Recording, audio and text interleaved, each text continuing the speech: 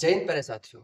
मैं विनय यादव आप लोगों का स्वागत करता हूं आपके अपने यूट्यूब चैनल विनय यूपीपी पे। दोस्तों, पिछले कुछ दिनों से उत्तर प्रदेश पुलिस की एग्जाम डेट को लेकर तरह तरह की भ्रांतियां और संशय उत्पन्न हो गए हैं बच्चों के बीच में, क्योंकि लगातार सभी लोगों के द्वारा अलग अलग प्रकार के दावे किए जा रहे हैं। उन सब के बीच में एक ये पेपर कटिंग जिसे आप सभी लोग देख रहे होंगे अपने सामने, जिसने अलग ही दावा कर दिया कि आपका एग्जाम जो होगा 10 और 11 मार्च को होगा। तो चलिए सबसे पहले देखते हैं कि इस पेपर कटिंग के अंदर कौन कौन सी चीजें हैं, इसके हाईलाइटिंग पॉइंट देखेंगे। उसके बाद हम आपको सच बताते हैं कि आपका पेपर सच में होने वाला किस दिन है या उसकी संभावनाएं किस दिन बन रही हैं, वो भी पूर्ण एनालिटिक ढंग से।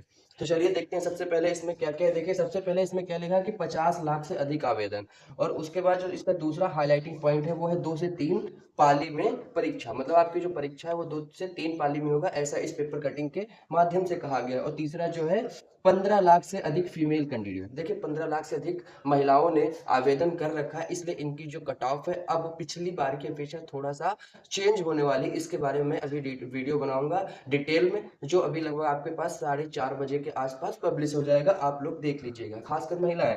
उसके बाद में जो चौथा इसका हाईलाइटिंग पॉइंट है, जो कि इसकी हेडिंग है।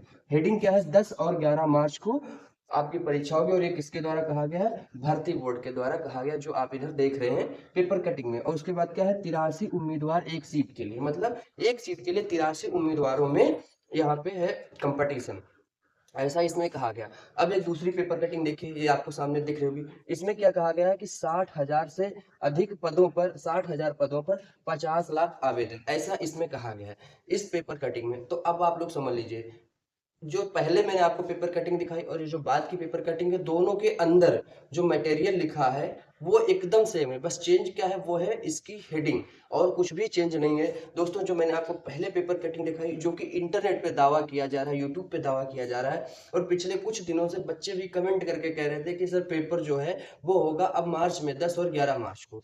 मैं समझ नहीं पाता कि किस आधार पे ऐसा बोल रहे हैं, लेकिन अब पता चला कि वो इस फेक पेपर कटिंग को देख के बोल रहे होंगे। और आपका जो पेपर, तो दोस्तों आपका जो पेपर है, पेपर के विषय में मैंने एक डिटेल में नोट लिख के अपने टेलीग्राम चैनल विनय यूपी पुलिस पे, जिसका लिंक आपको नीचे डिस्क्रिप्शन में मिल जाएगा, वहां पर पिन कर रखा हुआ है। और साथ में वहां पे आपको यूपी जीके के एकदम जबरदस्त पीडीएफ, और साथ में आपको पूरे साल का करंट अफेयर व अदर स्टडी मटेरियल जो कि एकदम रिलेवेंट है आपको मिल जाएगा उसी टेलीग्राम चैनल पे, जो कि मेरा खुद का टेलीग्राम चैनल है विनय यूपी पुलिस, जिसका लिंक नीचे डिस्क्रिप्शन में दिया हुआ है। तो आप लोग चाहें तो उसे ज्वाइन कर सकते हैं दोस्तों। और इसके साथ में अगर मैं बताऊं तो देखिए, यूपी पुलिस में सिलेक्शन लेना कोई बहुत बड़ी चीज नहीं, एकदम आसान काम है। लेकिन उसके लिए आपको करना क्या होता है?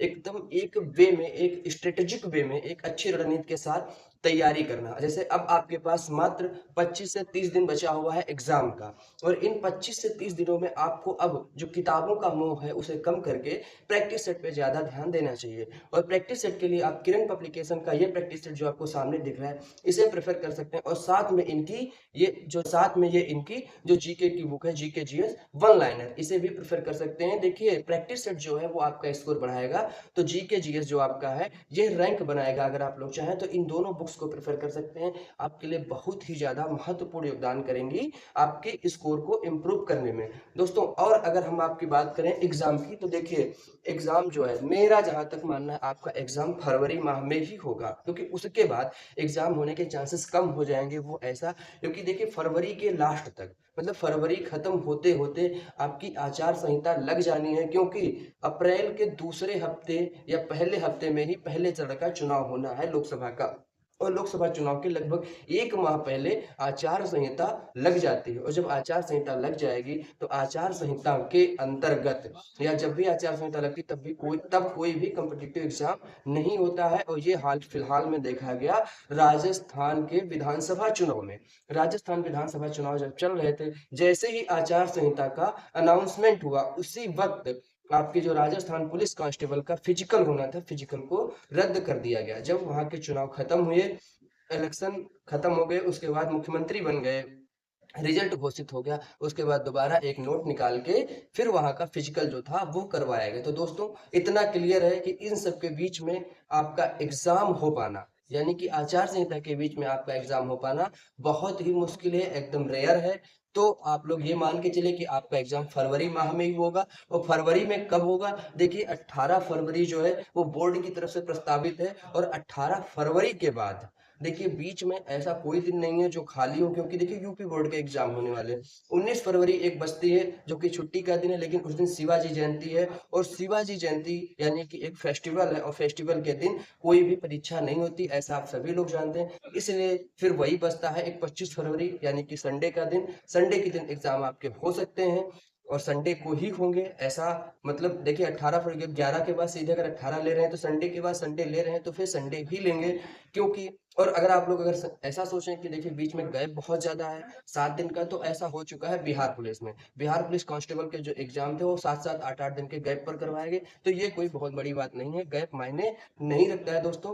और इसके अलावा और भी अगर कोई अपडेट आएगी तो वो मैं आप लोगों तक पहुंचाने की पूरी कोशिश करूंगा इसी यूट्यूब चैनल के माध्यम से। जय हिंद दोस्तों, नमस्कार।